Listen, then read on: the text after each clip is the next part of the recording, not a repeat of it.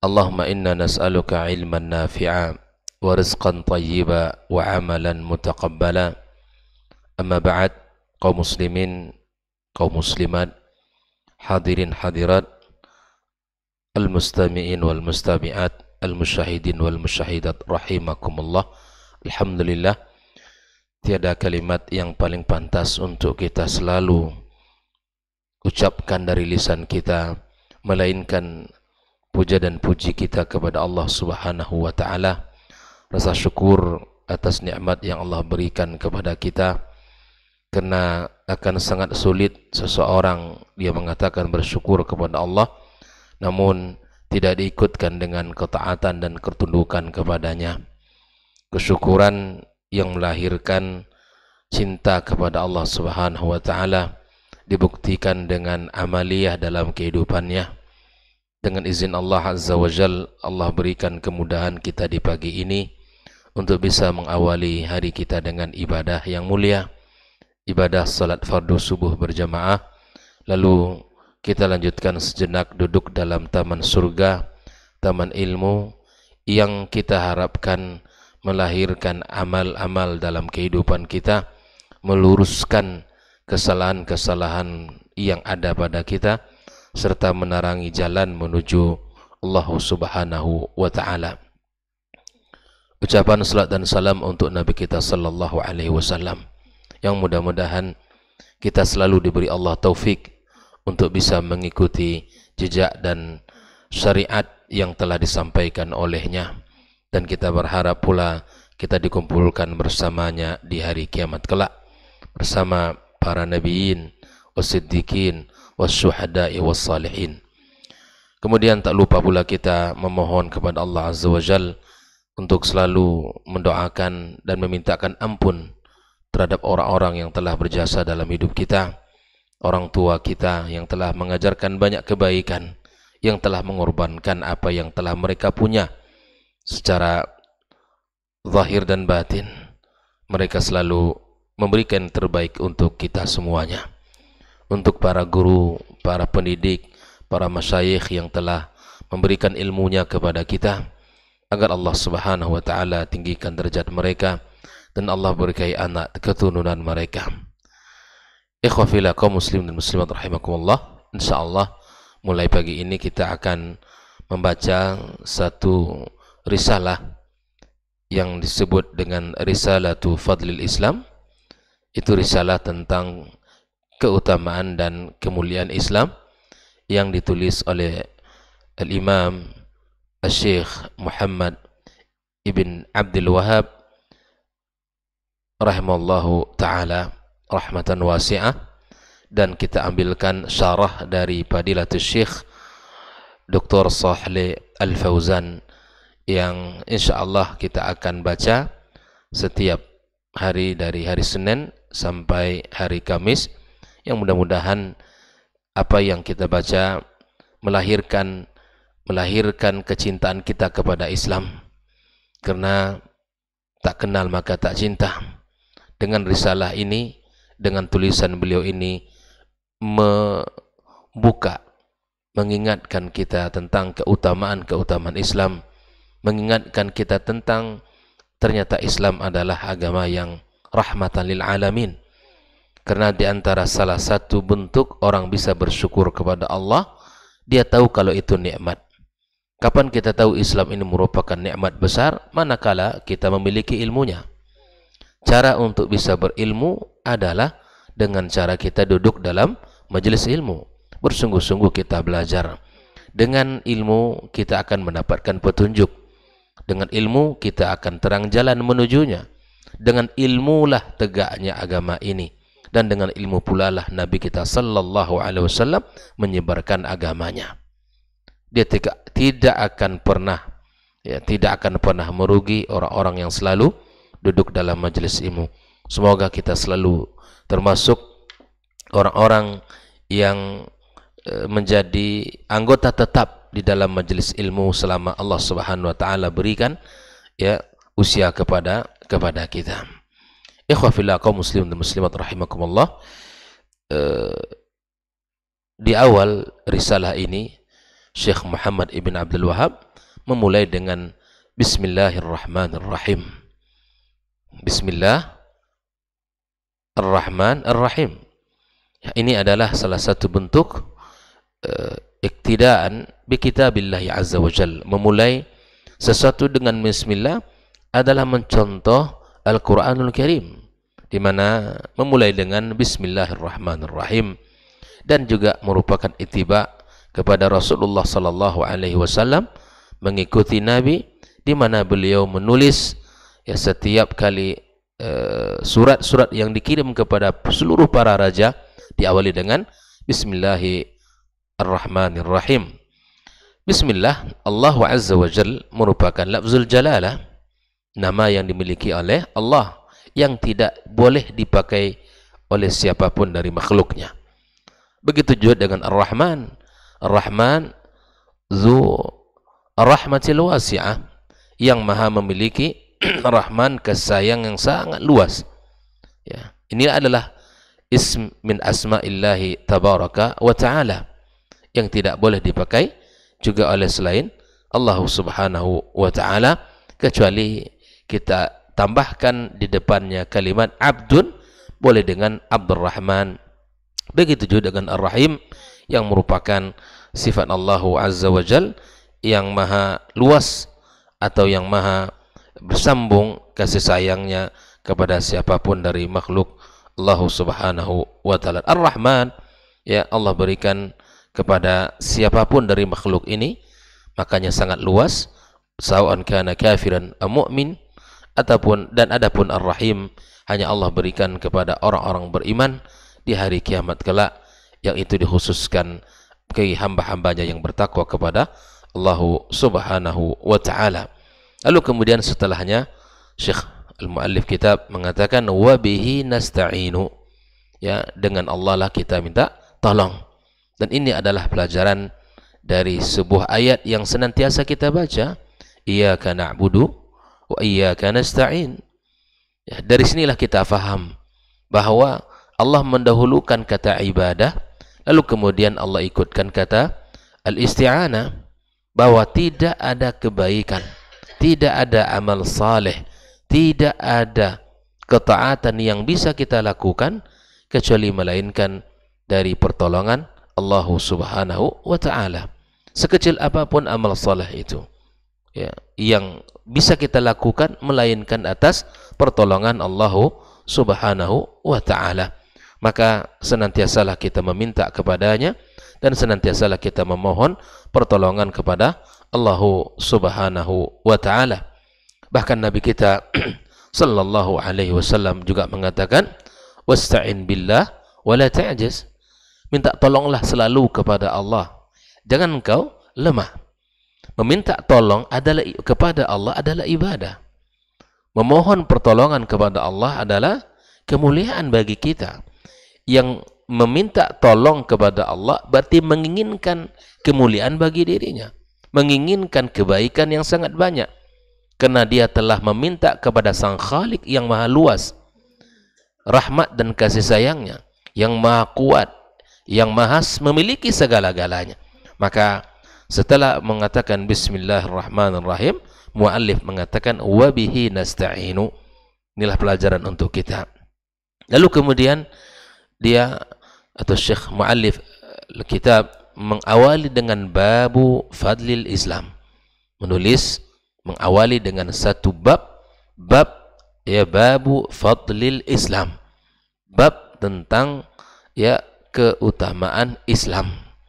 Lalu kemudian Asy-Syarih Syekh Dr. Al-Fauzan menjelaskan makna daripada kalimat babu fadlil Islam dengan mengatakan alhamdulillahi rabbil alamin, segala puji bagi Allah subhanahu wa ta'ala, Rabb semesta alam. Wa sallallahu wasallam ala nabiyyina Muhammad wa ala alihi wa ashabi ajma'in. Semoga salat dan salam selalu tercurahkan kepada Nabi kita Muhammad sallallahu alaihi wasallam, kepada keluarga beliau, para sahabatnya seluruhnya. Amma ba'd, ya. Lalu kemudian Syekh Shalih Al-Fauzan mengatakan fa inna Syekh Al-Imam Muhammad ibn Abdul Wahhab rahimallahu Ya, sesungguhnya Syekh menjelaskan Al-Imam Muhammad bin Abdul Wahab, kata beliau, fi kitab tauhid, dalam kitab tauhid beliau, karena di antara kitab yang ditulis oleh Syekh Muhammad bin Abdul Wahab adalah kitab tauhid. Ini luar biasa, bahkan ini merupakan kitab yang sangat bagus di dalam pembahasan tentang akidah. Wa kitab, kata beliau, usulil iman. Begitu juga beliau menulis tentang kitab usulil iman. Bahkan kitab tauhid ini telah disyarah lebih dari 20 pensyarah. Kitab ini dijelaskan oleh lebih dari 20 orang. Kitab usulil iman memiliki hadis-hadis yang bicara tentang usulul iman. Dan wa kitab fadlil Islam, begitu juga kitab tentang keutamaan Islam yang sedang kita baca ini.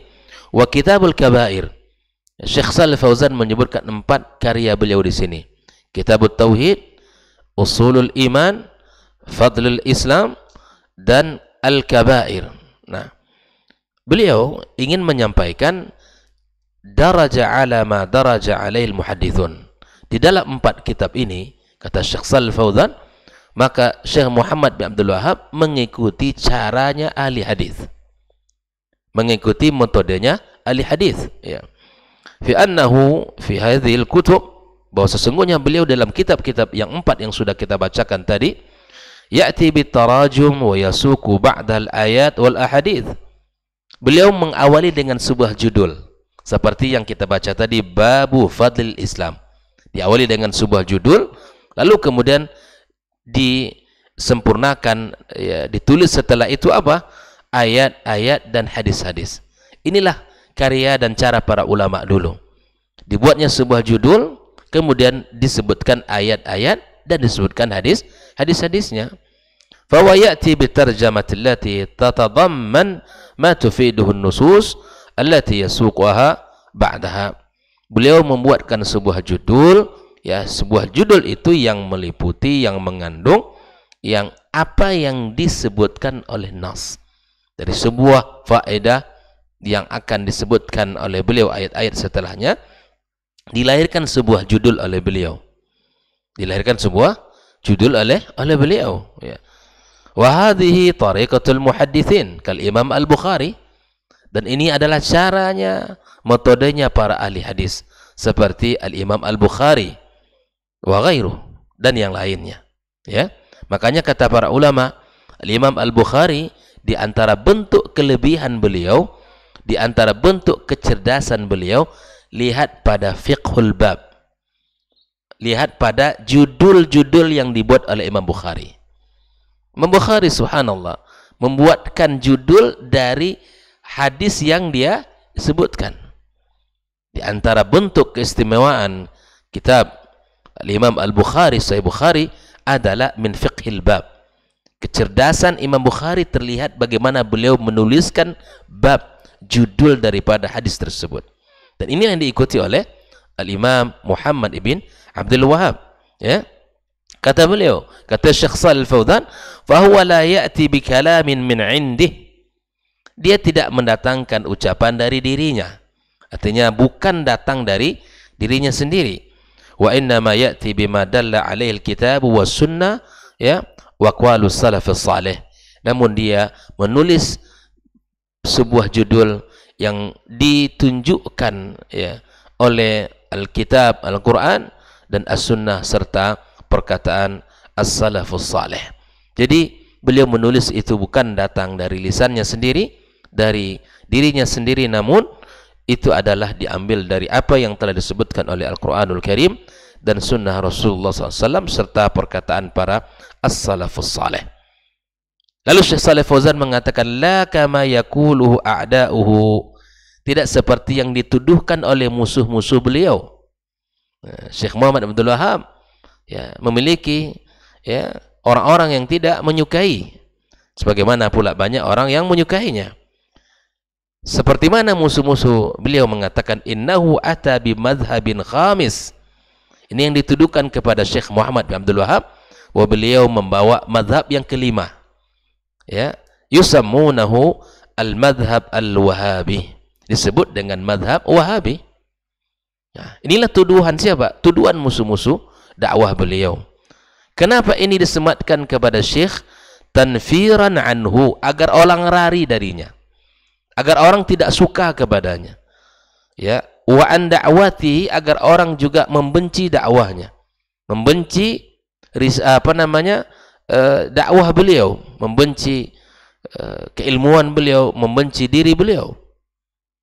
Nah, inilah yang dikatakan oleh musuh-musuh beliau, tanfiran anhu wa an da'watihi, agar orang lari dari apa yang dia sampaikan dan apa yang dia ajak kepada kitab Allah dan sunnah Rasulullah sallallahu alaihi wasallam. Ini adalah sesuatu yang nyata dalam kehidupan.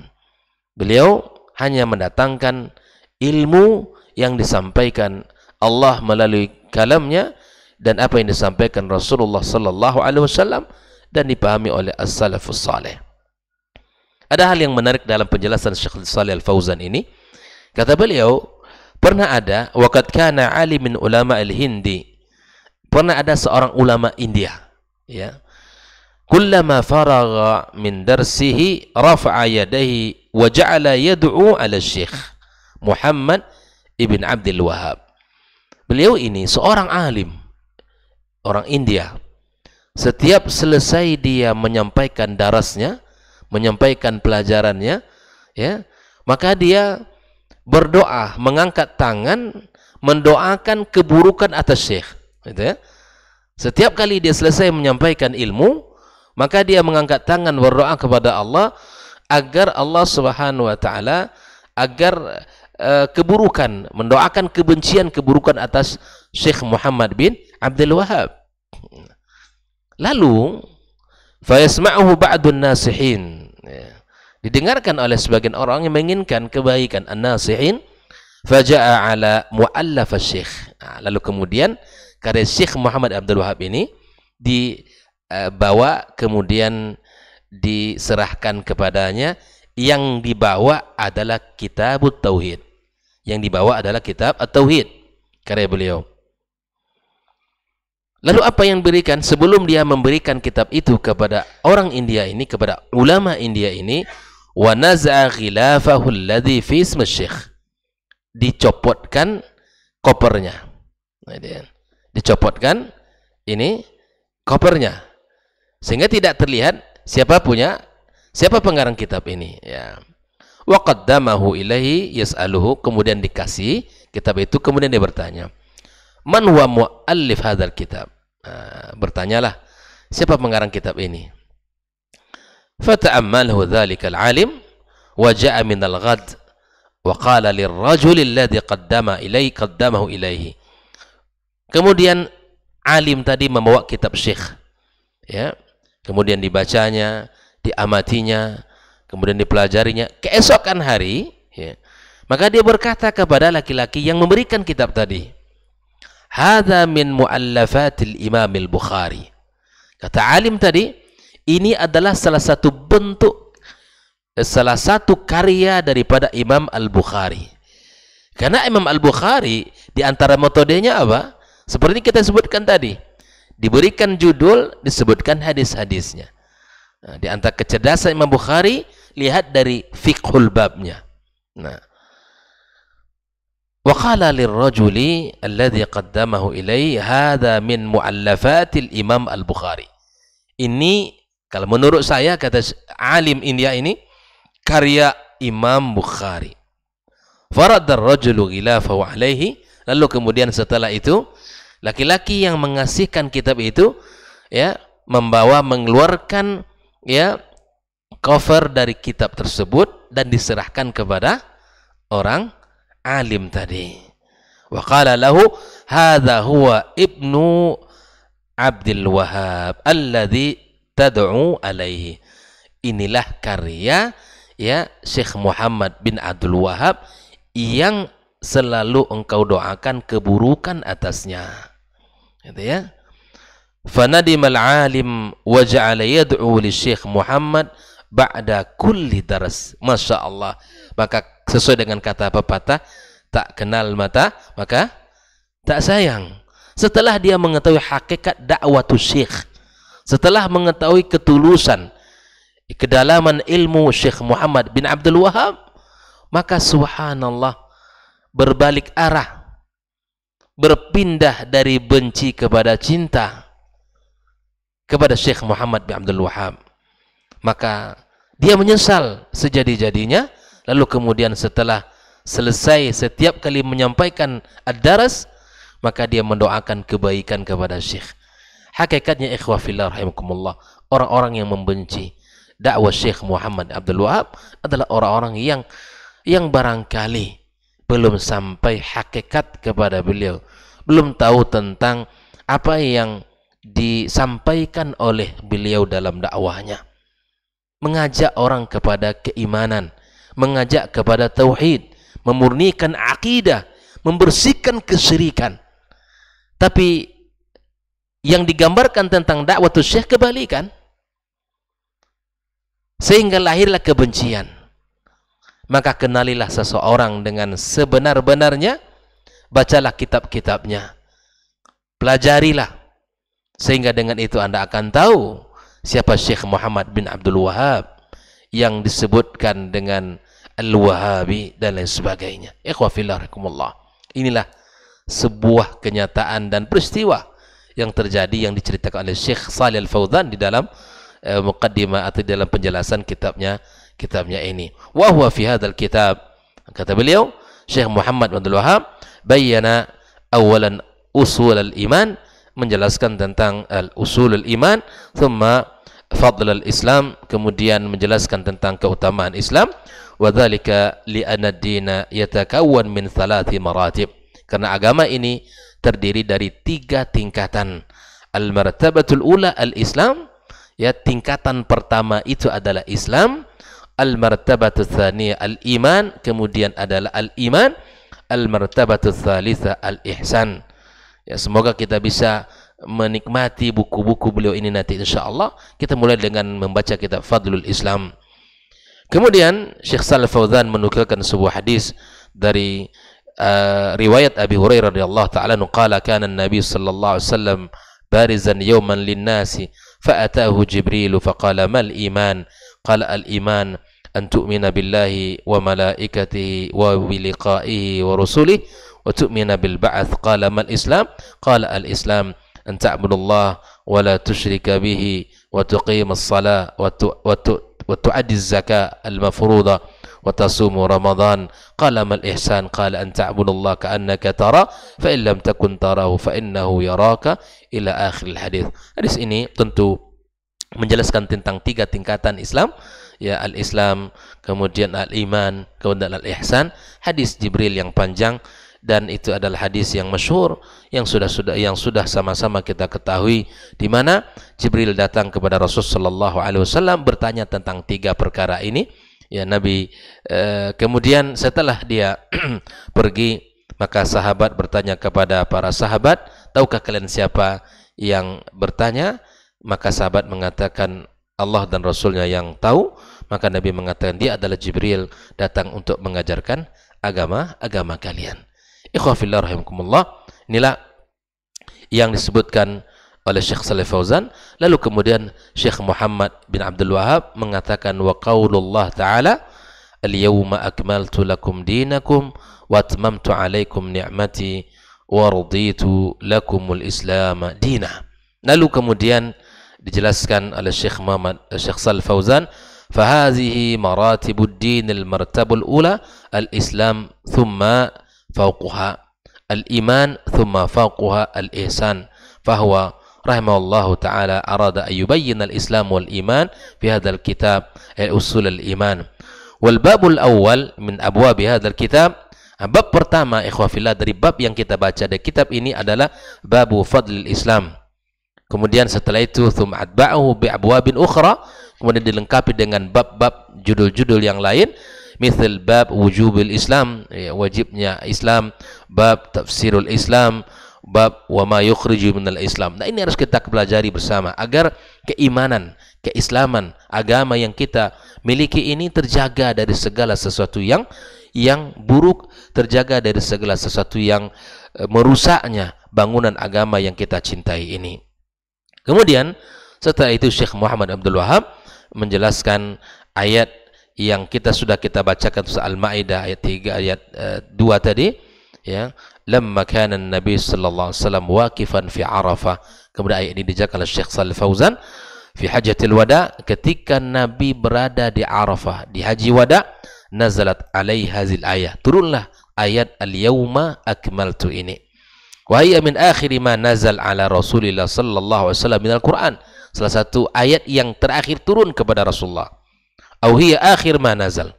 Li'annahu 'asha ba'daha muddatan yasira, karena setelah turun ayat ini Nabi hanya hidup, ya, tidak lama.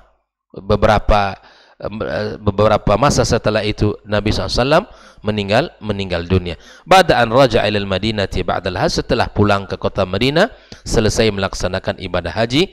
Fadalla hadha ala anna Rasul sallallahu alaihi wasallam ma tuwfi hatta akmalallah bihi din. Ini menunjukkan bahwa Nabi tidaklah meninggal dunia kecuali telah Allah sempurnakan agama ini. Jadi tidak ada lagi agama yang tidak selesai dalam penjelasannya. Allah cabut nyawa Nabi kita sallallahu alaihi wasallam kecuali agama ini telah sempurna. Oleh itu, ikhwah fillah, wa fi hadza, kata Syekh Shalih Fauzan, raddun 'alal mubtadi'ati alladzina yuhditsuna asya' wa yansabunaha ila ad-din wa hiya laysat minhu. Ayat ini menunjukkan salah satu jawaban terhadap para ahli bid'ah, ya, orang-orang pelaku bid'ah yang mengadakan agama dengan sesuatu yang baru kemudian dinisbatkan kepada agama yang mulia ini dan tidak ada sedikit pun kaitannya.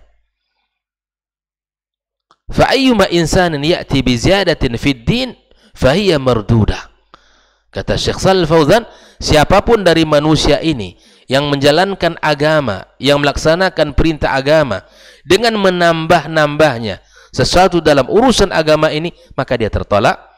Menukilkan sebuah hadis riwayat Aisyah radhiyallahu taala anha, qalat qala Rasulullah sallallahu alaihi wasallam, man ahdatha fi amrina hadza ma laysa minhu fahuwa raddun.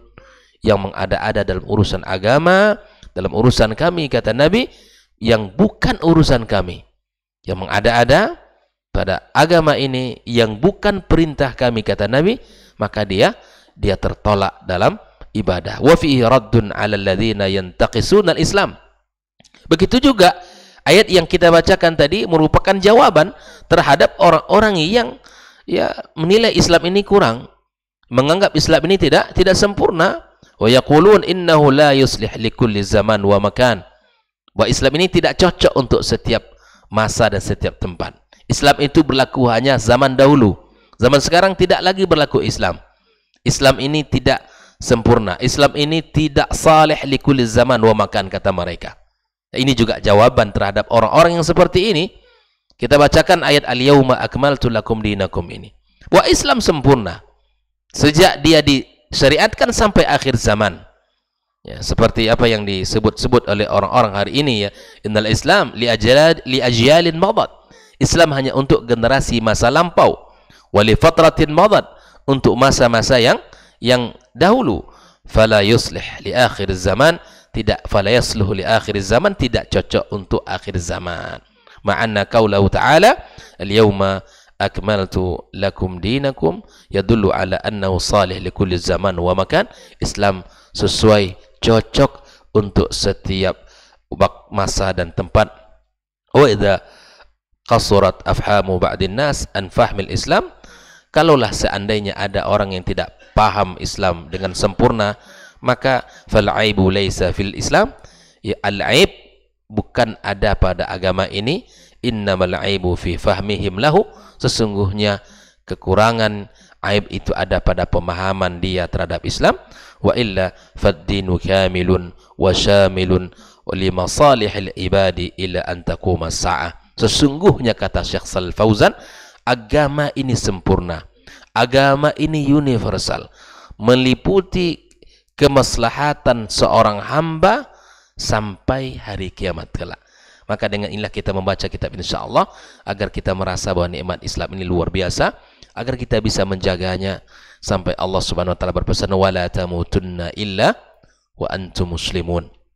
Jangan sampai kita anak generasi dan keturunan kita meninggal kecuali dalam keadaan beriman kepada Allah dan berserah diri kepadanya. InsyaAllah akan kita lanjutkan penjelasan Syekh Shalih Fauzan pada esok pagi insyaAllah, yang mudah-mudahan Allah Tabaraka wa Ta'ala berikan kepada kita pemahaman yang benar terhadap agama ini, dan Allah jaga kita dari segala keburukan dan dari segala hal yang dibenci oleh Allah Subhanahu wa Ta'ala. Wa sallallahu ala nabiyyina Muhammadin wa sallam, wa subhanakallahumma bihamdika asyhadu an la ilaha illa anta astaghfiruka wa atubu ilaik.